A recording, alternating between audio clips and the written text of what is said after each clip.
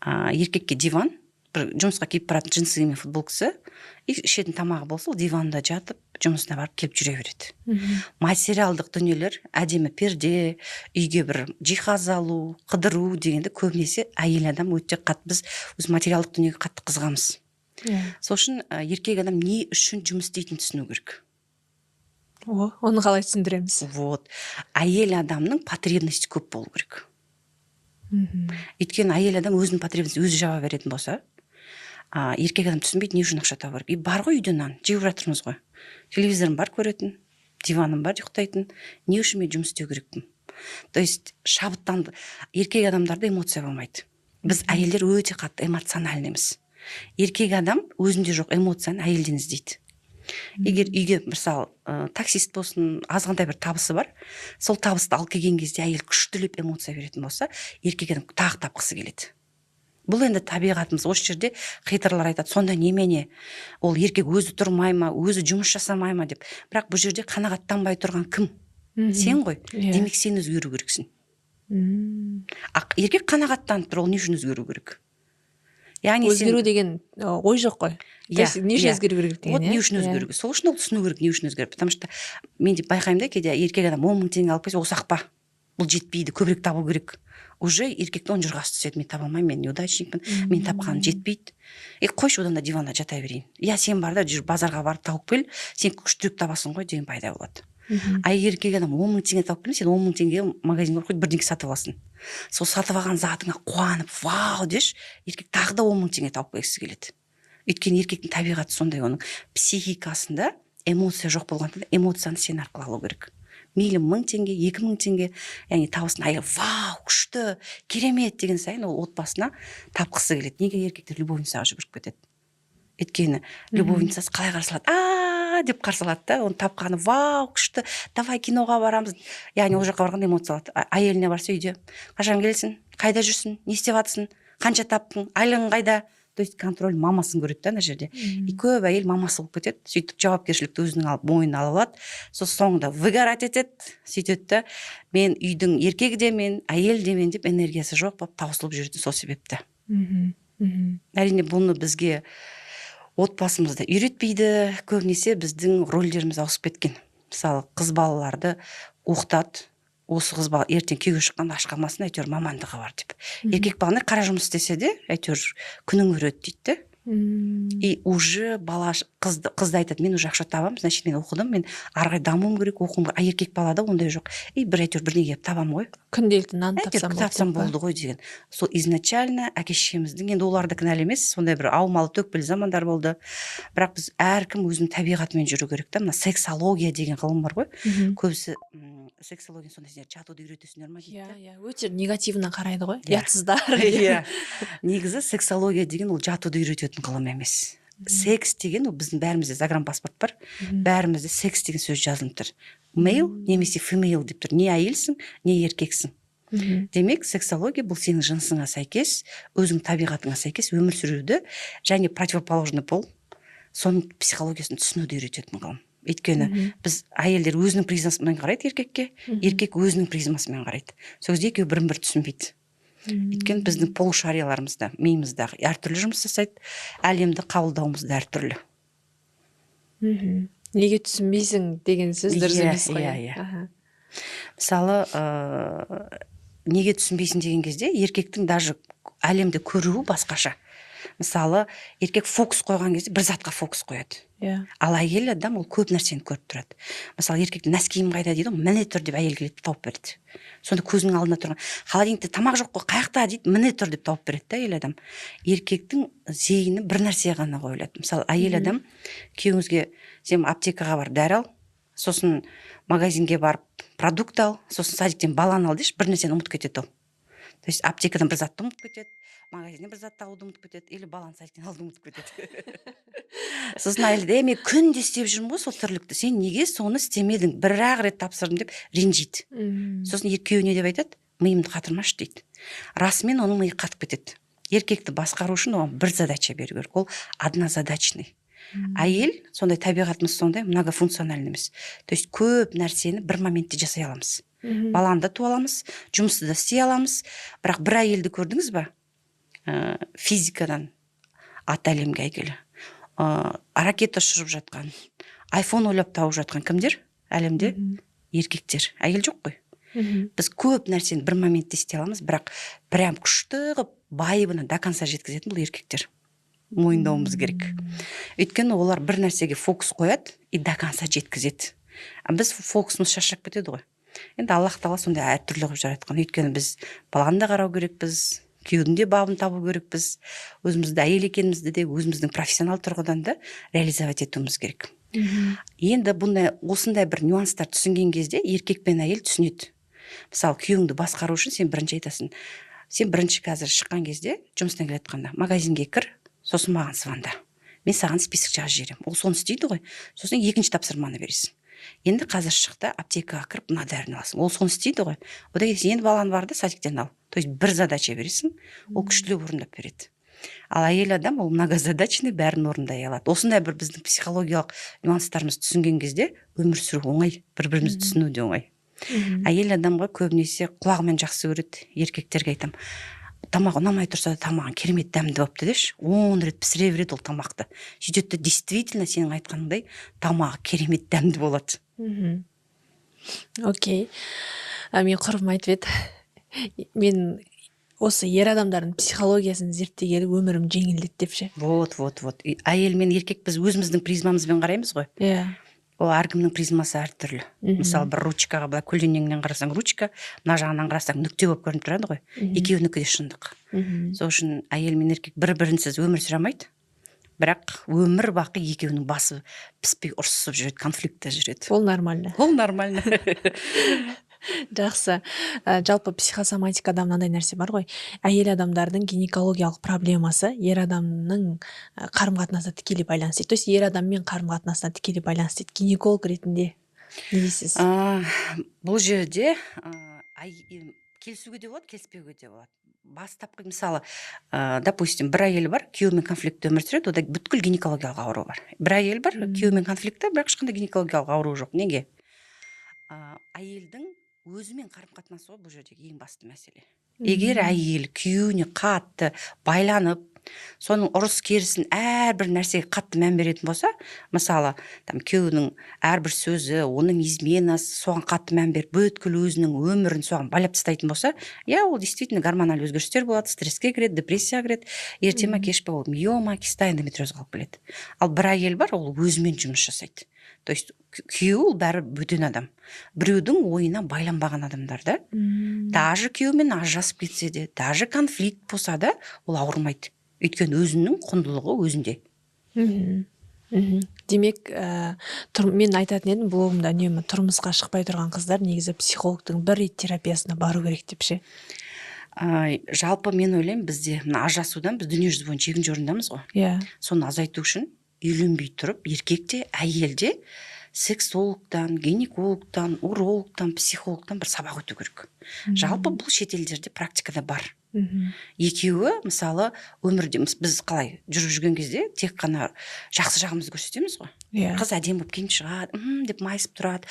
Еркекші гүлмен келеді, жаным, күнім деп тұрады. Ал өмірде үйленгеннен кейін басқаша болады. Адамдарда ожидание мен разочарование болады. Сол үшін ажырасып кетеді соңында кейін. Сен мен ойлағандай емес екенсің. Ал ана орталықтарда прям қандай ситуация болады, сол кезде қалай шешесің? Өйткені бізде болашақта проблема болады. Мысалы, ата-енемен де араласатын адамдар болады. Сол кезде сол конфликтті қалай шешесіңдер екеуің? Болмаса тіпті жақсы, а болып қалған жағдайда. То есть адам супружеский өмірдің проблемаларына дайын барады.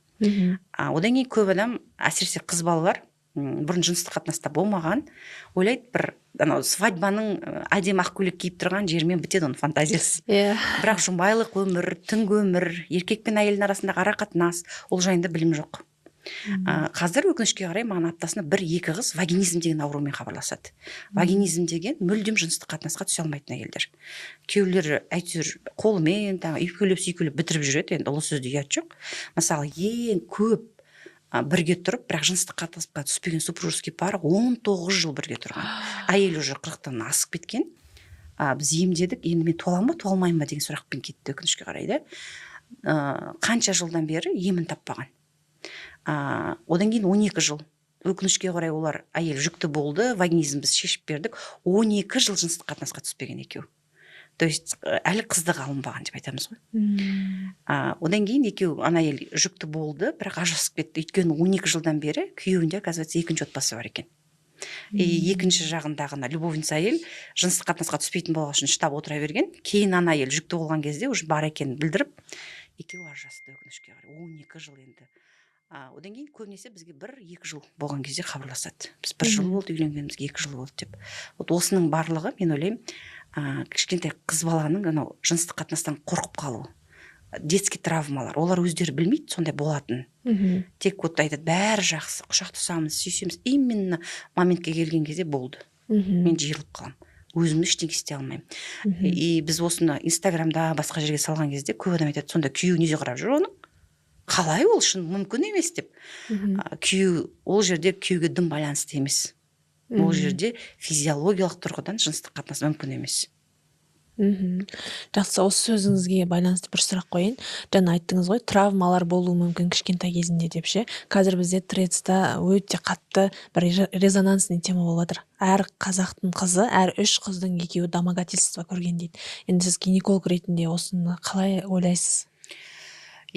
Мен толық келсем, хотя бы прям зорлық-зомбылық көрмесе де, біреудің тарапынан жаңағы сипалау, құшақтау, өзінің еркінен тыс сондай кез келген қыз баласы көрген деп айта аламын. Ол неге байланысты? Еркектердің распущенностіне байланысты. Сосын ер балаларға именно жыныстық тәрбие берілмегендіктен. Оныкі қалап тұр, мысалы ана қызды көрді, қозды, оған ұстауға болады, оған өзінің бір ана қыздың сезіміне ешнәрсеге қарамастан да, ата-анасы оны үйрету керек. Әркімнің өзінің жеке шекарасы бар. Сен қаласаң да ол қыз қаламайды. Демек сен өзіңді ұстай білу керексің деген нәрсені кішкентай кезінен бастап. Өйткені тіпті бала күндерінде ойнап жүрген кезде өзінің қатарластарынан, өзінен 1-2 жас үлкен балалардан да сондай нәрселерді көріп жатады қызғандай. 3-4 жасым еді, примерно есімде еміс деп. Енді маған сексолог есебінде келетін проблема жаңа вагинизмді айттық қой. Сосын жыныстық қатынас кезінде рахат алмау, күйеуін қаламайды. Әйтеуір енді супружеский долг бола салу керек, сол үшін күйеуім аузы жабылсын, измена жасап кетпесін деп қана болатын әйелдер бар. Өзін күнде зорланып жүрген сияқты сезініп жүретін адамдар бар. Мәжбүрлі түрде. Мен қаламаймын, қашам, ұйықтап қалса екен деп, әдейі саяқ жуып, бала-шағаның жанында жүрмін дейтін әйелдер болады. Әне өзіңіз ойлаңызшы, өмір бақи өзін қорлық көріп өту ғой, былайша айтқан кезде. Көп ол проблема әйелдерде бар. Осының барлығын түбін қазып қарасақ, неге жыныстық қатынасқа кез келген әйел овуляция кезінде өзінің бір қалайтын сезімдері, ол табиғи құбылыс. Неге бұл әйелде сондай нәрсе болды? Түбін қазған кезде детский травмалар. Тіпті маған қыздық берден бар ма, жоқ па деп бір қыз тексертуге келді. Сөйтіп біз креслоға алып шығып қарасақ, қыздық жоқ. Мен айтамын, сенде уже опущение матки. Мен қайтам, қаяқта сен жыныстық қатынас болды ма? Жоқ, болған жоқ. Сосын креслодан түсіп жатып, ана қыз өкіріп жылайды. Не болды? Сосын айтады, мен кішкентай күнімде садиктен папамның ағасы алатын. Сол кезде саусағын тығатын. Мен соны айтудан қорқатымын. Сол күйі айтылмай кетті. Ол біз кісі уже жоқ, әкесінің ағасы. Былайша айтқанда үлкен әкесі. Ондайлар өте көп. Кішкентай кезінде дұрыс емді шешкен, артынан қуалаған, сипалайтын, сүйетін, неше түрлі нәрсені. Туған ағасы, өйткені гормоналды фон өсіп жатқан кезде балаларға жыныстық тәрбие болмағандықтан негізі уже 7-8-ден кейін еркек баланы бөлек ұйықтату керек, қыз баланы бөлек ұйықтату, оңаша қалдырмау керек. Өйткені балалар әр нәрсені көреді, еще оның гормондар ояна бастайды. Қазір тем более балалар тез жыныстық жетіледі, оның барлық питанияға байланысты. Көп тамақта қазір гормондар бар. Мына тауықтың еті, KFC, соның бәрін жеп жатады ғой. Кола, оның барлығы ерте жыныстық жетілуге алып келеді. Сондықтан уже балалар, біз ойлаймыз, кішкентай бала ғой ол, 10 жастағы, 12 жастағы деп, бірақ солардың арасында жыныстық қатынас болып қойып жатады. Мектепте 15-16 жастағы қыздар ехат болып қалып жатады. Оны жасырып, мұғалімдер білдіртпей жіберуге тырысады енді. Ойбай, чипі болмасын, бүйтпесін, сөйтпесін деп. Бірақ на самом деле аборт жасатып жататындар қанша мамалар әкеліп, жасырын деп мектеп жасындағы қыздар. Ата-анасы тіпті қыз бала өзінің ехат болып қалатынын білмейтін жағдайлар болады. Талғарда отырғанында бір УЗИға әпкесі сестренкасын алып келеді. мына қыз ауыра береді, түсінбейміз. Сосын біраз болды, месячный келмей қалды. Қанша болды? 1-3-4 ай болып қалды. Сосын енді біз қарайтын кезде мындай тығып қарайтынымыз бар, үстінен қарайтынымыз бар, сұраймыз, жыныстық қатынасқа түскенсің ба? Жоқ, түспегем. 9 класстан кейін колледжге түскен, әлі 18-ге толмаған, 16-17 жастағы қыз жатады, үші үлкен. Сізден біліп тұрсыз ғой енді жүктілік болуы да мүмкін ол жерде. Или болмаса үлкен образование киста да болады, кейде бір жаңағы дәу кисталар өсіп келеді. Сондай ма деп датчикті қоямын, уже үлкен бала, аяғы қолы бар, уже 30 аптадан асып кеткен. Мен айтамын, қайықтағы саған 2-3 ай месячный келмеген, қанша болып келмегеніне білмеймін. То есть қыз бала әке шешесі ажырасып кеткен, шешесі сосын ажырасып кетіп қайтыс болған, сосын бұл әкесіне қайтып келген.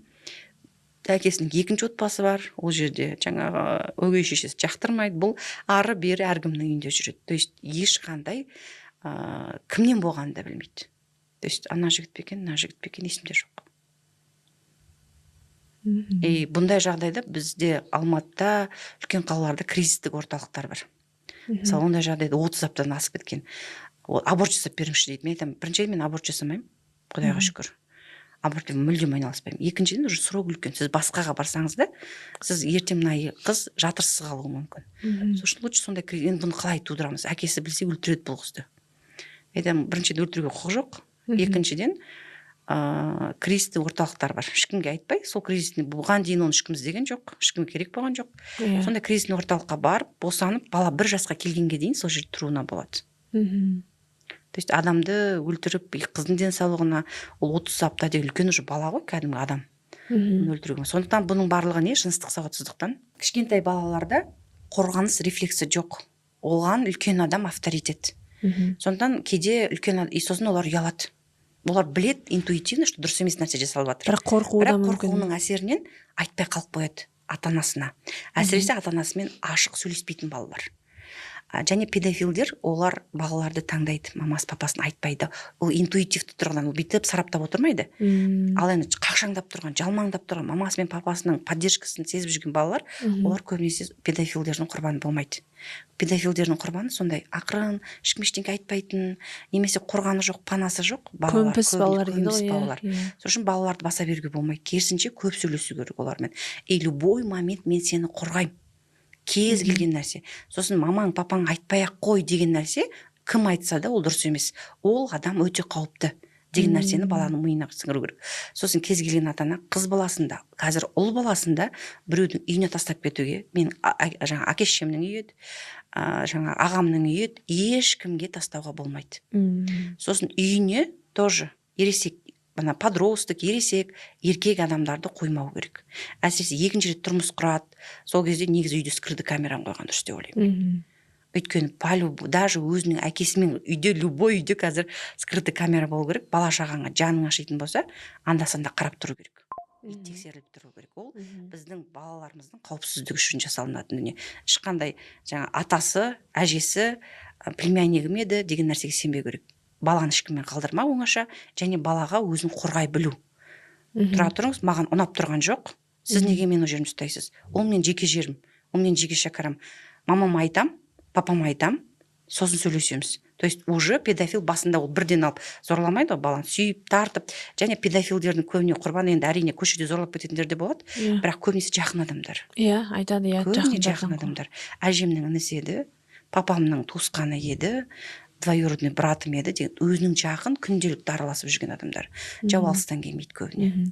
Бір подкастымызда психолог ханым айтқан еді, жалпы әр бала ол ата-ананың аманаты деп ше.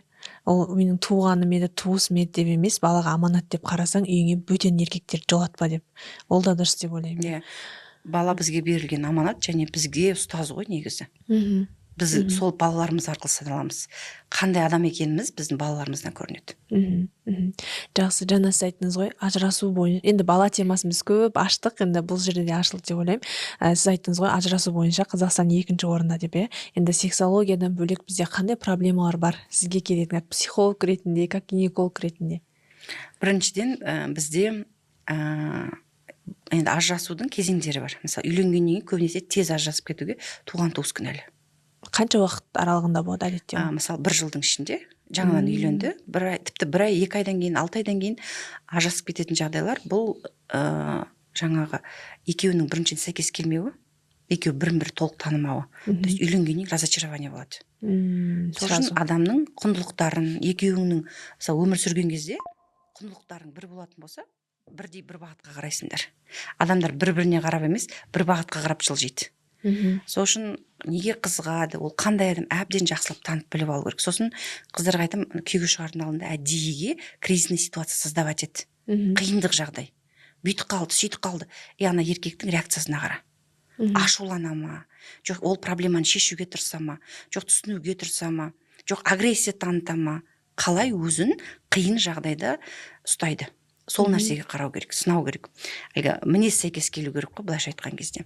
Екінші, кейін бара ажырасудың себептері көбінесе туысқандарда болып жатады. Туған туыс, ата-ененің араласуы, қайынапаның араласуы, жаңа ұйықтап жатсақ есігіміз тарсылдап кіріп келеді, тереземізді қағып тұрады. Есіктерді ашып қойыңдар. Бір нәрсені айттық қой. Есікті ашып ұйықтаңдар. Жаңа жыныстық қатынас кезде енді әртүрлі звуктар бірдеңе шықса, есікті қағып не істеп жатсыңдар. Негізі ондай нәрсеге ешкімнің араласуға құқығы жоқ. Сосын әркім өзінің баласын қарға, жаңа баласын аппағым дейді дегендей, әр адам өзінің баласын жақтайды ғой. Қыздың әке-шешесі өзін жақтайды, қызын. Ер баланың ата-анасы мына жалмауыз менің баламның басын айналдырып алды, дуғалап алды деп айтады. Сөйтеді де келіні жау. Ол қалай келін жау болады, өзінің немересінің анасы болашақтағы да. Сол үшін керісінше сендер өздерің бір-біріңді таптыңдар, біз араласпаймыз деген қағидадан ұстану. Екеуінің проблемасын өзі шешу керек. Бірақ енді екеуі шеше алмай жатып, көмектесіңізші деп келсе, ол бөлек әңгіме. Біздің әке-шешеміз керісінше өзінің ақылын айтқысы келеді, бірдеңкесін үйреткісі келеді. Ал әр заманның өзінің бір ерекшелігі болады. Сондықтан сенің ақылыңды сұрамаса, ол жерге араласудың қажеті жоқ. Ол ажырасуға алып келеді. Әсіресе маменькин сыночек, жаңағы мамасының айтқаннан шықпайтын ер азаматтар, олар біріншіден өсе алмайды, инфантильный, все время сол мамасының емшегіне байланған күйі қалады. Қыз күйеуге шыққан кезде ол ер азаматқа күйеуге шыққысы келеді, опора көргісі келеді, поддержка көргісі келеді қиналған кезде. Ол маменькин сыночек емшегін еміп жүрген бір бала. Или сен оған мамасы боласың, мамасының орнына, бәрін опека болып.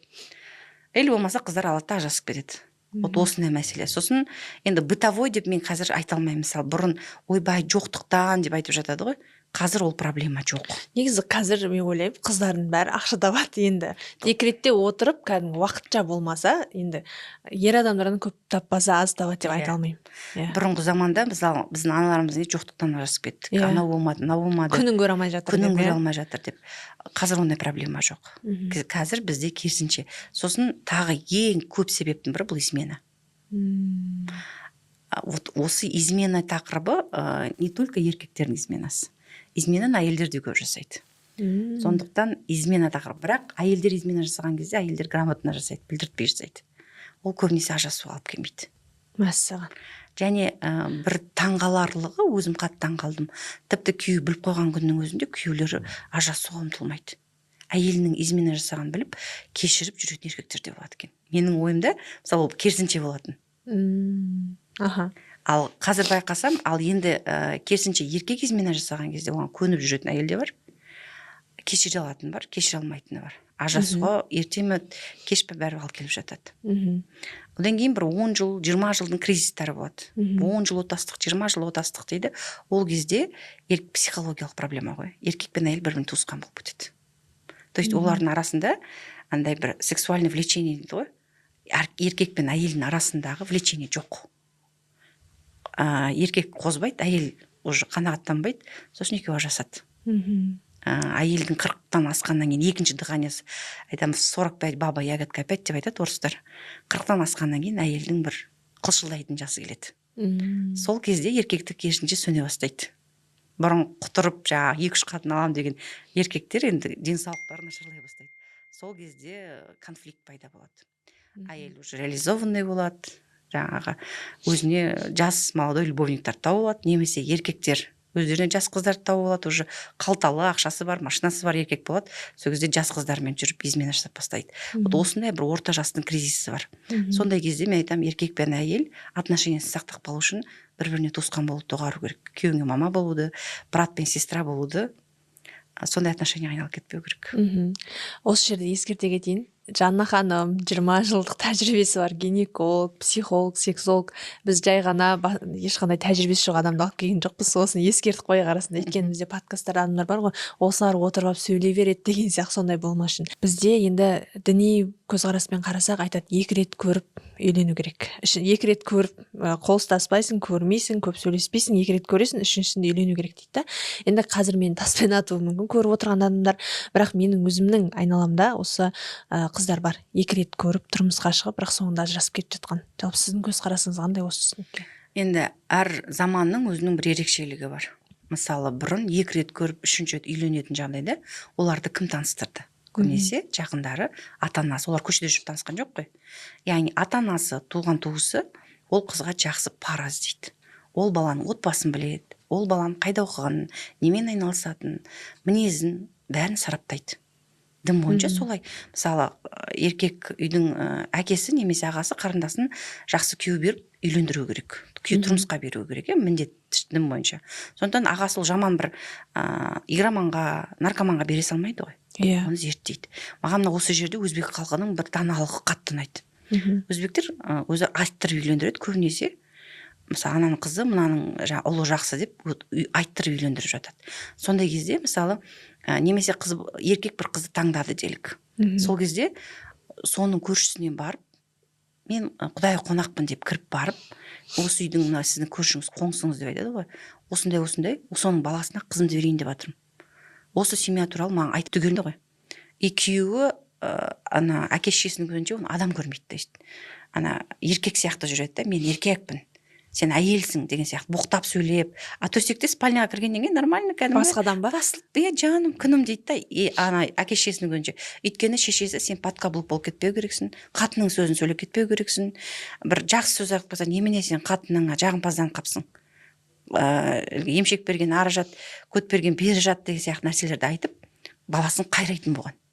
Сол үшін әке-шешесінің көзінше ол әйелін жек көретін, жаңағы тұр десе тұрғызып, отыр десе отырғызатын еркектің образында жүреді. Кейін бізбен жұмыс жасады. Мен бөлініп шығу мүмкін емес, мен өлген кезде сол үйдің өлігім ғана шығатын шығар дейді. Хотя үлкен келіні. Мынау ыңғайлы болғаннан кейін үйленген балаларын шығара береді да. Сосын әйел адам өзімен жұмыс істеу арқылы бөлініп шықты ол. Күйеуі дәу 3 этаж коттедж жасап берді. Бөлініп шығып, қазір күйеуімен спокойно күшті өмір сүреді. Мысалы, өткенде айтады, кететін кезде өмірі бетінен сүйіп кетпейтін еді, кететін кезде. Жұмысқа кетіп баратқанда бетінен сүйіп, келген кезде өмір ондай болмаған. То есть жұмысқа кетіп баратқанда келген кезде бетінен сүйіп амандасамыз екеуміз дейді. То есть отношенияның өзгеруі. Яғни біреулердің араласуы қаншалықты екеуінің махаббатына былайша айтқанда кедергі келтірді. Қазір бөлек шықты, екеуі проблемасын шешті. Хотя үлкен кісілер, 40-тан асқан. Біз бірге тұруды, то есть біз бөлек тұруды не жасап жатқан жоқпыз. Жоқ, біз оны реклама жасап жатқан жоқпыз. Менде біздің команданың ішінде бір қыз бар. Ол ата енесін жаңа наоборот өзінің абысындарынан қызғанады. Солардың үйіне кетіп қалса, или енесі бір емделуге больницаға келсе, келгенше асығады, енем қашан келеді екен, атам қашан келеді екен, ура деп, жаңа келетін кезде қуанып отырады, бүгін атам келеді деп ше, адамдар ана келмесе екен, наоборот қыдырып кетсе екен деп қуанып жатады ғой. Ол керісінше, өйткені оның ата енесі оған керісінше балаларына қарайды, үйін ойламайды, жаңа тамағын пісіріп қояды, қолынан келсе де, то есть бала шағам не болды екен деп уайымдамайды. То есть өзінің әке-шешесінен де жақын болып кетті. Сосын бұл жерде опять же отбасы бір қатып қалған формула жоқ, тек қана ата-анамен тұру керек, немесе бөлек шығып кету керек деген. Әр жағдайда әртүрлі. Бізде қыздардың самооценкасымен жұмыс жасау керек деп қазір өте көп айтып жатыр ғой. Сіздің практикаңызда болды ма осы именно осы отбасылық өмірде ыңғайлы болып кеткеннен кейін, самооценкасы төмен болғаннан кейін осы ажырасуға алып келді, немесе отбасылық басқа да проблемаларға алып келді деген сияқты? Иә. Маған бір жас қыз келді біреуімға. Ол қыздың проблемасы күйеуім менен өзінен де жас үлкен. Күйеуі біріншіден өзінен 7-8 жас үлкен. Ол қыз айтады, мен оған қыздай шықтым біріншіден. Екіншіден той жасаған жоқ, жағдайы жоқ болды. Мен той жасаймаймын деп айтты. Мен көндім, әке-шешем қарсы болды. Бірақ жақсы көргенім соншалық шықтым күйеуге. Иә, әртүрлі сондай условияға келсе. Иә, келісті шықты. Сосын бірақ қазір күйеуім бір әйелмен жүреді, ажырасқан, өзінен де жасы үлкен, баласы бар, и маған өмір сыйлық бермейді. Бірақ аналардың смс-терін оқысам, жаным, күнім, менің берген саған сыйлығым ұнады ма? Сен ренжіп қалған жоқсың ба? Маған өмірі бір рет ренжіп қалған жоқсың ба, жаным, күнім деп айтпайды. Неге? Мен қыздай шықтым, мен анадан жаспын, ұл туып беріп отырмын деген сұрақпен келді. Сосын айтамыз ғой, сен дамыт, мына курсқа қатыс, ананы істе, мынаны істе десем, бетіме қарай айтады. Оның бәрін істеуге менде ақша жоқ қазір. Қазір күйеуімнің кредиті бар дейді. Тағы да соны ойлап отыр, Сонда айтайын дегенім мынандай мәселеде, күйеуі любовницасына подарок алып беруге барған кезде менің кредитім бар еді деп ойламайды. Ал әйел адам өзін до того төмен санайды, күйеуін кредитін төлесін. Мен өзім дамуым, оқуым, өзімді емдеуім кейінге қала тұрсын, күйеуім кредитін. Яғни бұл жерде самооценканың төмендігі. И соңында неге алып келді? Измена алып келді. Яғни ол ойлап тұр, мен сұлу болсам, жаспын, неге маған қарамайды? Неге жасы үлкен, ажырасқан әйелге қарап тұр? Бәрі самооценкада мәселе. Әрине, измена дұрыс емес, но бірақ әйел адамның самооценкасымен жұмыс жасау өте дұрыс. Изменаны көбіне кімге жасайды? Самооценкасы төмен адамдарға жасайды. Мен сізге бір оқиғаны айтайын. Бізде бір қыз болатын, күйеуім мені қызғанбайды дейтін. Енді кез келген қыз баласы күйеуін қызғанып бір неткенін қалайды ғой. Мен вообще қызғанбайды деп сөйтіп айтатын. Сосын кейін бұл қыз өзімен жұмыс істеу арқылы күйеуі қызғана бастады. И бұл қыз құлпырып кетті. Керісінше бұл жерде қызғандыруға ол ештеңе жасаған жоқ арнайы, бірақ просто өзімен жұмыс жасады. Сол кезде олардың отношениясы реттелді. Күйеуі керісінше қақта жүрсін, мен сен жұмыстан алып кетейін ба? Бүгін қандай сыйлық, кіммен кездесіп жатсың? Жүр, одан да екеуміз кафеге барып келейік, олармен кездескенше екеуміз барып келейік деген сияқты. Андай ішінде бір қызғаныш, махаббат сезімі оянды. Негізі жақсы көреді, бірақ сезімін білдіре алмайды, потому что әйелдің өзіне деген көзқарасы, самооценкасы төмен болғандықтан. Өзімен жұмыс істеу керек әйел адам. Біз измена болған кезде, басқа болған жағдайда әйелдер күйеуінің көтін аңдып кетеді ғой. Кіммен сөйлесті? Қашан келесің? Не істеп жүрсің? Ана әйелдің любовницаның өмір баянын бәрін зерттеп біліп алады да. Мен айтамын, сен күйеуіңді аңдыма, сен өзіңді аңды. Лучше өзіңе қараған кезде фокус өзіңе кетті ма, бітті ғой. Күйеуің фокус саған бұрылады. Сен оған фокус қойған сайын, сен қуалаған сайын, ол сенен қаша береді. Тығыла береді. Мысалы, екеуміз саған жаңа тақалып отырып алсам, сен сәл жылжисың ғой, кішкене ары отыр деп. Вот сол сияқты біз оған жабысқан сайын ол бізден қашады. Сен өзіңе жабыс, одан да өзіңді жақсы көр, өзіңнің құндылықтарыңды арттыр. Керемет. Енді сіздің үнемі бір талқылайтын күшті тақырыбыңыз бар, бұл ана болу. Бір рет сізбен бір сөйлескен кезімізде сіз айттыңыз ғой, қазір әйел адамдардың ана болу қабілеті ертерек тоқтап жатыр дедіңіз. Осы жайында айтайықшы, жалпы оларға не себеп болып жатыр, не үшін бала болуды жоспарламайтын адамдар да бар, немесе бала болуды жоспарлап алдын ала дайындалатын бар. Жалпы бізде сау ұрпақ деп айтайықшы, сау ұрпақ, саналы ұрпақ өсіру үшін біз қалай дайындалу керекпіз, қалай күтіну керекпіз әйел адамдар? Жалпы балаға дайындалу керек. Бізде өкінішке қарай тесе терекке тимесе бұтаққа күйеуге шықтым, бұл бала тудым, өзі бір бүйтіп табиғи құбылыс кете береді деп ойлаймыз. Бірақ олай да туа беруге болады, бірақ енді сен сапалы ұрпақ тәрбиелеймін десең, дайындалған жақсырақ. Әрине біз асқынудың 100% алдын ала алмаймыз, бірақ 80-90%-ын алдын алуға болады. Әйел адам бірінші кезекте психологиялық дайын болу керек.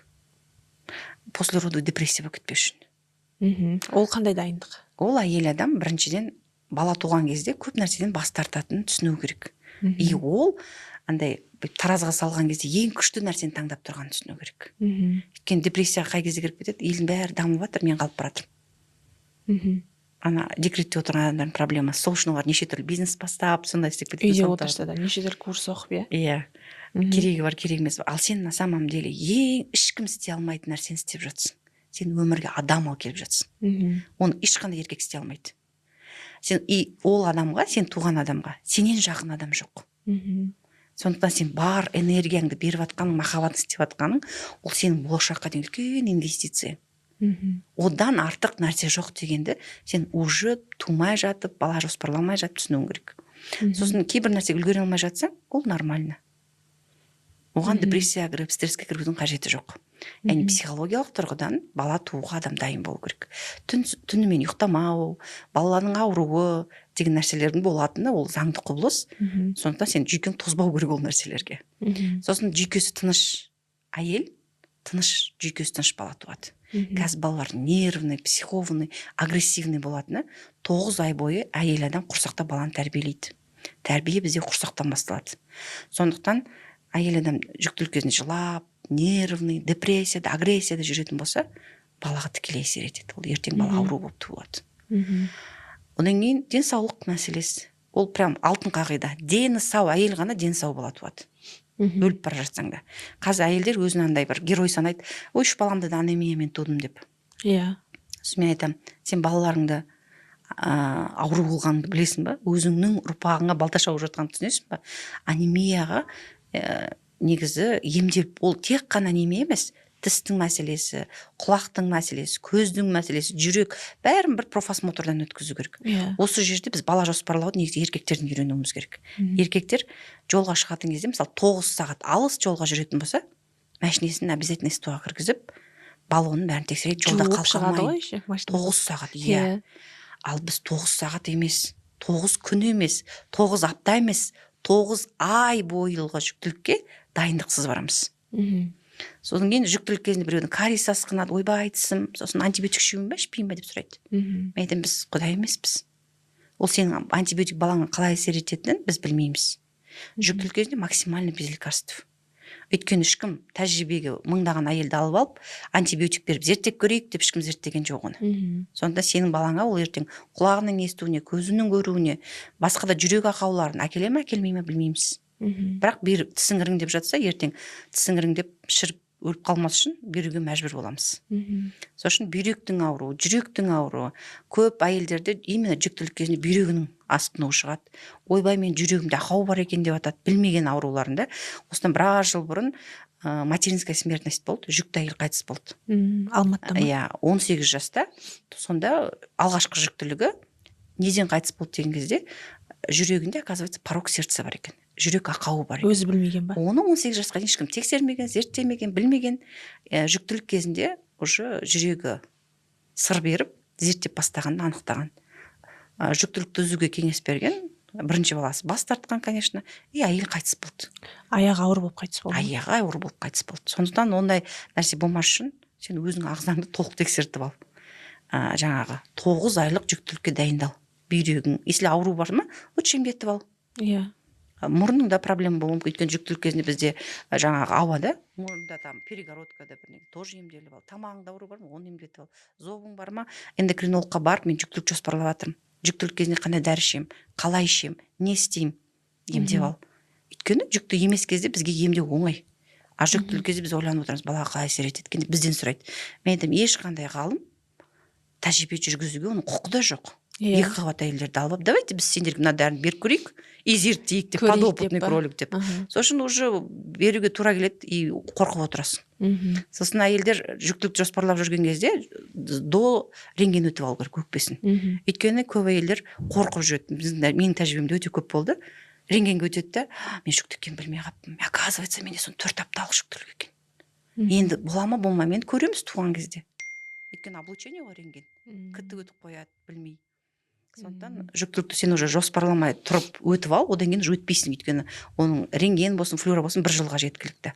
Жаңа витаминдеріңді көр, кальций, магний, не жетіспейді ағзаңа, темір жетіспей ма, сол нәрселерді қабылдап, ішіп, әрине жүкті болсаң, қоба қып, сосын біз жүктілікке дайындалу дегенде тек қана әйелді ойлаймыз да, жүктілікке дайындалады деп. Бірақ еркекті ұмытып кетеміз. Бірақ ұрықтың сапасы 46 жұп хромосоманың 23 әкесінікі, 23 шешесінікі.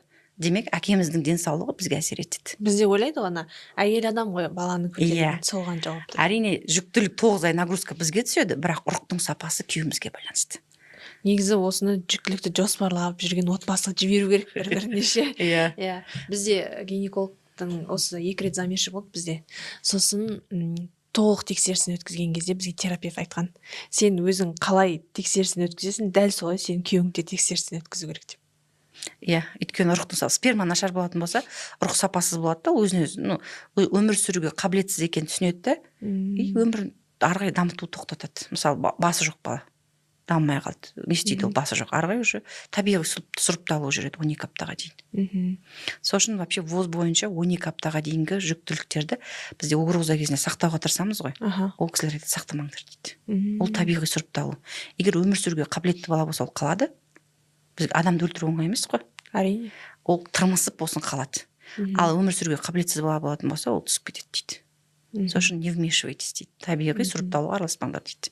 Ал 12 аптадан кейін ол уже демек дені сау, уже әйелдің денсаулығына байланысты болғандықтан көбіне уже жүктілікті сақтауға болады деп айтады. Енді ВОЗ бойынша әрине, бірақ біз оған бағынбаймыз ғой. Қанап келді ма болды, ойбай деп сақтауға тырысамыз. Барлық жағынан жақсы. Бізде подкастта соңғы сұрағымыз болады. Біздің подкасттың аты бай бол ғой. Сіз үшін байлық деген не? Байлық мен үшін жүрегімнің тыныштығы, менің айналамдағы адамдар. Меня очень часто спрашивают мои ученики: Юля, расскажи нам секреты тайм-менеджмента, как нам все успевать.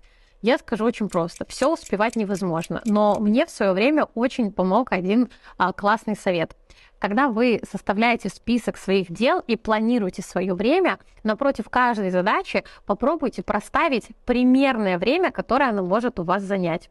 У меня было так, что я ставила себе в Trello столько задач, когда оцифровала их, поняла, что они занимают 16-18 часов, а я рассчитывала выполнить их за день. И, конечно, каждый день очень сильно расстраивалась, что я не успеваю и как будто бы я очень неэффективная. Когда я начала оцифровывать каждую задачу по времени, я стала ставить себе то количество задач, которое вмещается в мой рабочий график.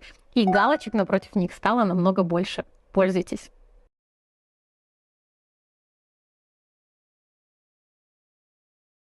Не зарабатывать в нейросетях – это как сидеть рядом с мешком денег и брать кредиты. Вы сможете освоить нейросети и получать от $700 в месяц за пару вечеров в неделю. Даже если вы мама 3 детей, пенсионерка или студентка. Достаточно знать алгоритм работы с искусственным интеллектом. И на бесплатном интенсиве по нейросетям покажу, как каждый за минуту может превратиться из продавца во фрилансера. Регистрируйтесь по кнопке, чтобы стать финансово независимым благодаря искусственному интеллекту.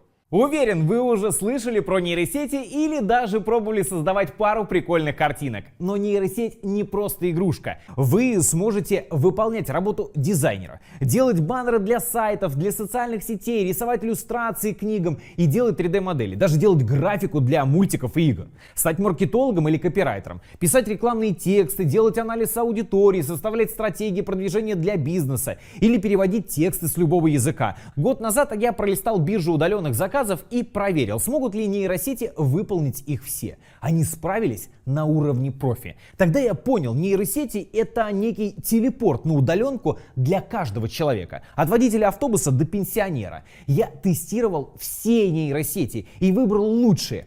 Потом для каждой сети я создал формулу, чтобы даже второклассник мог подставить туда описание задачи и уже через 5 минут сдать работу. Работу, на которой специалист бы потратил больше часа. Мои ученики после одного урока выполняют заказы минимум за $5, имеют стабильный плюс к зарплате или зарабатывают только на нейросетях. Поэтому приглашаю вас на бесплатный вебинар. Мы идем в гости к Динаре Саджан.